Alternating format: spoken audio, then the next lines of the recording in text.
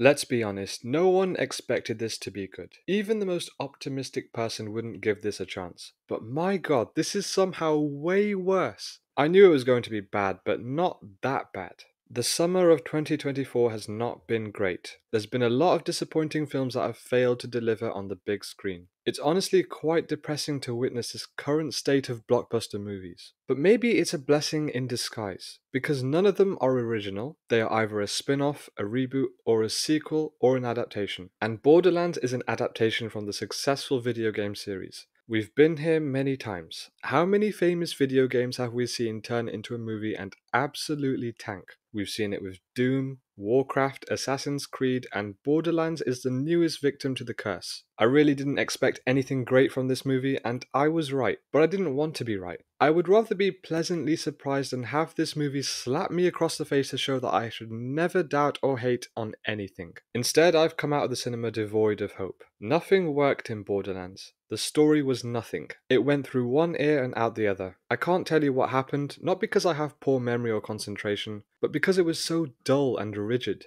There was really no energy to the film. The chemistry between this unlikely group of ragtag heroes was poor. Apart from Kevin Hart, this is actually a pretty good cast. And they wasted them. I can't even blame the actors. Kate Blanchett and Jack Black were really trying with their roles. The blame is on visionary writer and director Eli Roth. Throughout the length of Borderlands, I kept thinking to myself, there's no passion in this, there's no love, there's no care. I haven't played the game myself, I know nothing about this world, the characters, the gameplay. I am only judging this solely as a film, and not comparing it to the game. But I am aware that Roland is supposed to be a tall and muscular figure, so basically the opposite of Kevin Hart, and Kate Blanchett's character, Lilith, is supposed to be a lot younger. And these are big details to ignore, which shows to me that Eli Roth knows nothing about the game. Or maybe he played some bootleg version and this is what he believed to be the real Borderlands. I don't even know what to praise. There is nothing positive to take from this movie. Maybe Jack Black for effort, but the jokes were so bad. You know what? There was one scene I liked, and that was very early on when Lilith is on the bus ride.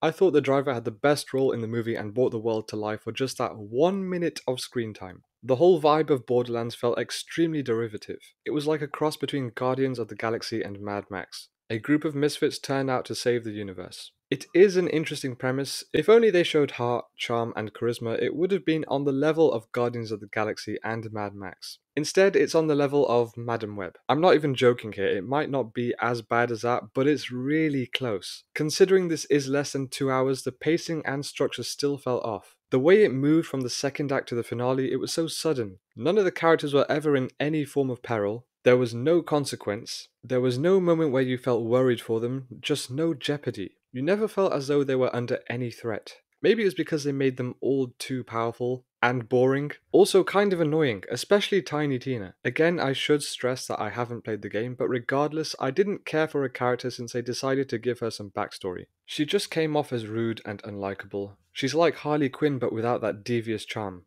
And because she's a kid, it's even more unbearable. Even though she's the worst character in the group, it's not like the rest were any better. And again, this is on Eli Roth. For an experienced director, regardless of the quality, you would think he would understand by now how to write charming characters. He keeps making the same dull movies, doesn't matter what genre it is. You might argue that, oh, he's out of his comfort zone. He's not used to working outside the realm of horror movies. To me, there should be no issue. Peter Jackson was a low-budget horror filmmaker before making movies like Heavenly Creatures and Lord of the Rings. And you can see that he implemented his horror techniques to those movies. Eli Roth could have done the exact same. He could have made the natives of Pandora and the creatures really creepy and unsettling. This world was being set up as a garbage dumpster, a wasteland, the worst of the worst, with only the most hostile of people. I didn't get that vibe at all. Even in a comedy, you can still make the audience feel scared. Borderlands fails to scare and amuse. The balance of these two genres is so poorly executed. The action is dreadful. The choreography is nowhere near up to standard, and you can tell that it wasn't well rehearsed from the amount of cuts there were. Now don't get me wrong, a lot of great action movies have an excessive amount of cuts, but they're done with purpose. The edits in Borderlands had no purpose for the story. The only purpose they served was to hide the sluggish pace and movements of the fights. They weren't very well thought out.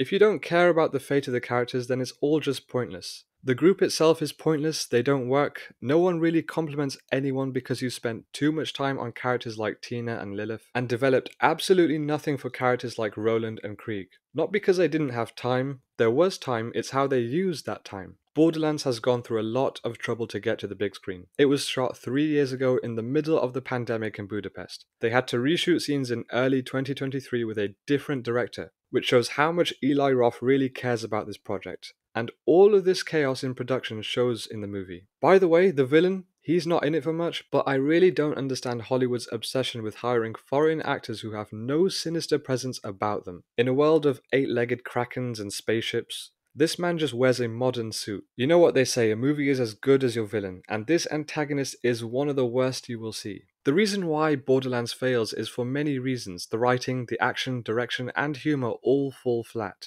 But at the very least, focus on the group. Make that the heart of this film. There was no chemistry at any point, you didn't care. Yeah, 1 out of 10. No, scratch that, this doesn't get anything out of 10. This might just tie with Madden Web as the worst movie of the year.